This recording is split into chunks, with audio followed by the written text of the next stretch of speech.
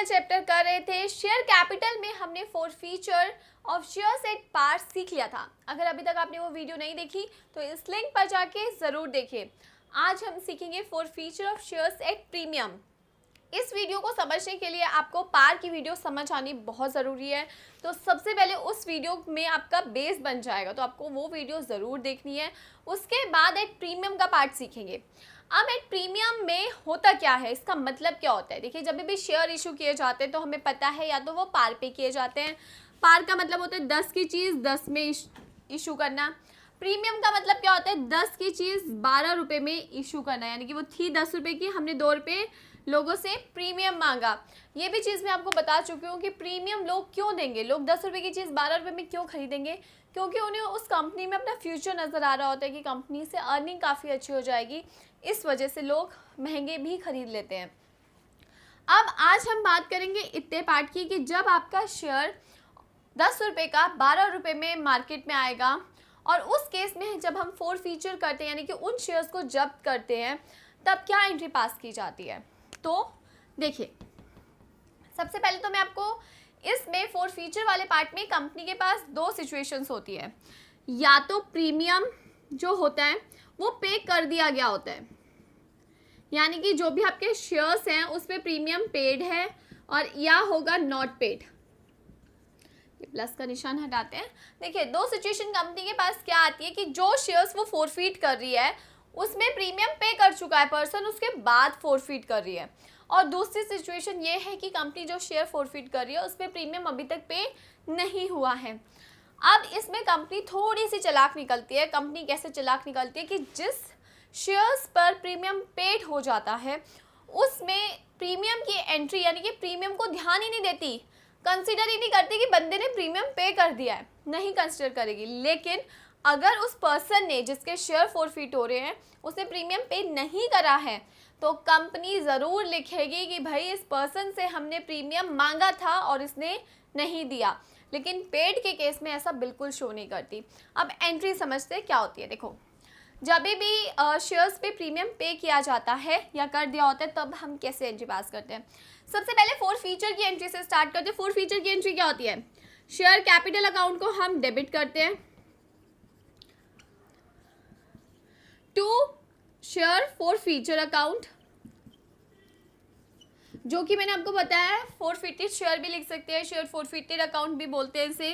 And to unpaid calls, जिस यहाँ पे हम क्या लिखते हैं, अनपेड कॉल्स की जगह वो पर्टिकुलर कॉल, अलॉटमेंट है तो अलॉटमेंट का नाम, फर्स्ट एंड फाइनल कॉल है तो फर्स्ट एंड फाइनल कॉल का नाम। जो चीज़ पे नहीं करी गई उसको अलग से मेंशन करते हैं और जो चीज़ पे कर दी उसको अलग से।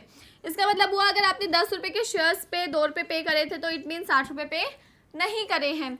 अगेन मैं बोलूँगी, फर्स्ट वीडियो में इसका बेस है तो सबसे पहले बेस देखना, उसके बाद इस पार्ट को समझना। अब यहाँ पे बात हम कर रहे थे कि प्रीमियम पे कर दिया पर्सन ने, तब कंपनी कैसे एंट्री पास कर दिया। अगर प्रीमियम पे हो गया है और कंपनी शेयर फोरफीट कर रही है तो प्रीमियम का इस एंट्री में कहीं जिक्र नहीं करेगी। मतलब जैसे हमने नॉर्मली पार के केस में किया वही केस होगा, प्रीमियम कहीं शो नहीं होगा। लेकिन अगर प्रीमियम पे नहीं होता तो अब एंट्री क्या पास की जाती है, तब company security premium reserve account, जिसको हम सिक्योरिटी प्रीमियम अकाउंट भी बोलते हैं, उसको डेबिट करती है। जितने का प्रीमियम हो, 2 रुपये का हो, 3 रुपये का हो, what ever is the amount, company उसे प्रीमियम को डेबिट करती है। इसका मतलब ये होता है कंपनी दिखाती है हमने शेयर कैपिटल में जितना पैसा मांगा, हमें पता है ये कॉल्ड अप वैल्यू होती है, और वही वो कॉल्ड अप दिखाती है कि हमने सिक्योरिटी प्रीमियम भी मांगा बट उस पर्सन ने नहीं दिया। तो इस केस में आपको सिक्योरिटी प्रीमियम रिजर्व अकाउंट को डेबिट करना होता है। कब, जब पर्सन प्रीमियम नहीं देता, और कंपनी चालाक है इस वजह से जब वो प्रीमियम रिसीव कर लेती है तब उसका कहीं जिक्र नहीं करती। तो ये बात आपको ध्यान में रखनी है। अब ये चीज़ हमने एंट्री समझ ली, राइट। आप प्रीमियम का अमाउंट कैसे इंक्लूड करते हैं कैसे नहीं करते, वो सब चीज़ें हम एक एग्जाम्पल लेंगे, उसके थ्रू समझेंगे तो ज़्यादा अच्छी तरह समझ आएगा। अब इसको हटाते हैं, आपको सिर्फ जो जनरल एंट्री है उसको ध्यान में रखना है, उसके बाद क्वेश्चन करना है। देखो, अब एक पर्सन के 100 शेयर्स हैं, ठीक है, और यहाँ पे शेयर 10 रुपये का है, जिसमें से 4 रुपीज़ की एप्लीकेशन दी है, 3 रुपीज़ की अलॉटमेंट है एंड 3 रुपीज़ की फर्स्ट एंड फाइनल कॉल है। ₹2 प्रीमियम है अलॉटमेंट के साथ। अब मैं आपको एक चीज़ बताती हूँ, जब भी आपको अलॉटमेंट का अमाउंट गिवन होगा तो आपको देखना है कि भाई वो कितना टोटल बन रहा है। अगर इसकी जगह वो 5 भी लिख सकते थे तो आप जनरली मान के चलेंगे जब भी कुछ गिवन नहीं है कि प्रीमियम किसके साथ है तो वो किसके साथ होता है, अलॉटमेंट के साथ। यहाँ पर मैं स्पेसिफाई कर रही हूँ कि 3 की अलॉटमेंट है, ₹2 प्रीमियम है, अदरवाइज आप कुछ मेंशन नहीं है तो आपको लेना पड़ता है वो किसके साथ, अलॉटमेंट के साथ ही। अब इस केस में ₹10 का शेयर, ₹4 की application, ₹3 allotment, ₹3 first and final call. एक पर्सन है ए जिसके पास 100 शेयर्स है, उसके शेयर्स कंपनी फोरफीट कर रही है। अब देखो कंपनी के पास क्या क्या सिचुएशन आएगी। Fail to pay the allotment and his share forfeited, वो उसने अलॉटमेंट पे नहीं करी और कंपनी ने उसके शेयर फोरफीट कर दिए, यानी कि फर्स्ट एंड फाइनल कॉल मांगी ही नहीं। अब इस केस में हम क्या एंट्री पास करेंगे, हम शेयर कैपिटल अकाउंट को डेबिट करते हैं, ये चीज़ हमें पता है। हम शेयर फोरफीचर अकाउंट को क्रेडिट करते हैं। उसने क्या पे नहीं किया, उसने शेयर अलॉटमेंट अकाउंट यानी कि अलॉटमेंट पे नहीं करी तो हम अलॉटमेंट अकाउंट को क्रेडिट कर देंगे। अब हम ये देख रहे हैं कि उसने अलॉटमेंट पे नहीं करी है और प्रीमियम किसके साथ है, अलॉटमेंट के साथ ही है। इट मीन्स कंपनी ने अलॉटमेंट मांगी, उस पर्सन ने नहीं पे करी, कंपनी दिखाएगी, कंपनी क्या दिखाएगी, सिक्योरिटी प्रीमियम रिजर्व अकाउंट, कहेगी कि मैंने तो मांगे थे बट इस पर्सन ने नहीं पे करे। अब कंपनी एंट्री कैसे पास करेगी, 100 शेयर्स, कॉल्ड अप वैल्यू कितनी है, कॉल्ड अप यानी कि कंपनी ने कितने अभी तक हमसे मांगे। कंपनी ने ₹4 एप्लीकेशन के और ₹3 अलॉटमेंट के, ₹7 मांगे और कंपनी कहे कि मैंने सिक्योरिटी प्रीमियम के भी ₹2 मांगे थे। ओके तो टोटल कितना हुआ, ये 700 हो गया और 100 इंटू 2 200, यानी कि कंपनी बोले कि हमने पूरे 900 मांगे थे। अब इस केस में फोरफीचर में क्या आता है, जितना पैसा पे हो गया, कितना पैसा पे हुआ है सिर्फ एप्लीकेशन का, मल्टीप्लाई बाय 4, कितना नहीं हुआ, देखो ₹3 के अलॉटमेंट और ₹2 प्रीमियम 5, यानी कि 100 इंटू 4 400 यहाँ और 500 यहाँ, यानी कि 400 उस पर्सन ने पे करा है और 500 उस पर्सन ने पे नहीं करा है। तो ये सिंपल एंट्री पास होगी कब, जब हमें प्रीमियम नहीं मिला तो कंपनी मांगेगी और हमें दिखाना है जनरल एंट्री में, और जिस चीज़ के साथ है यानी कि अलॉटमेंट ₹3 की थी और अलॉटमेंट के साथ प्रीमियम मांगा था तो आपको वही अमाउंट यानी कि दोनों को प्लस करके ये करना है, अलग से नहीं दिखाना। आपको अलॉटमेंट का अमाउंट टोटल दिखाना पड़ेगा कि टोटल इतना मांगा था और उस पर्सन ने हमें नहीं दिया, तो ये एंट्री पास होती है। अब आगे बढ़ते हैं। आई होप आपको इतना पार्ट समझ आया होगा, क्लियर हुआ होगा। अब इसके आगे क्या है, fail to pay the allotment and first and final call, यानी कि उसने अलॉटमेंट तो दी ही नहीं और फर्स्ट एंड फाइनल कॉल भी नहीं दी। अब इस केस में क्या एंट्री पास होगी, देखो हमें पता है शेयर कैपिटल अकाउंट डेबिट होगा, सिक्योरिटी प्रीमियम अकाउंट भी डेबिट होगा क्योंकि हमने मांगे और उसने नहीं दिए। हमने उस जो पैसा दे दिया फोरफीचर में डाला, जो नहीं दिया अलॉटमेंट नहीं दी और क्या नहीं दिया, share first and final call account, ठीक है। अब अमाउंट कैसे आएगा, अमाउंट आएगा शेयर कैपिटल में कॉल्ड अप, कितना मांगा आपने, शेयर की वैल्यू थी 10, application allotment first and final call सारा पैसा मांगा था उससे, 100 शेयर्स पे आपने पूरे उससे ₹10 मांगे।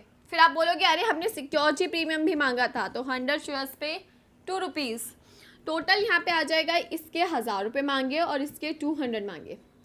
कितने दे दिए, उसने दी सिर्फ एप्लीकेशन, तो 100 इंटू 4।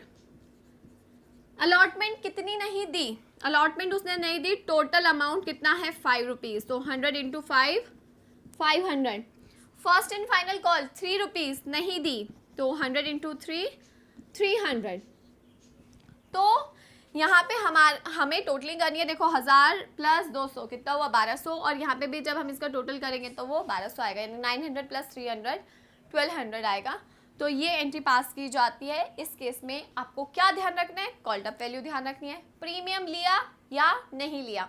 अभी तक जो भी हमने 2 केस करे उसमें हमने प्रीमियम मांगा बट पर्सन ने नहीं दिया।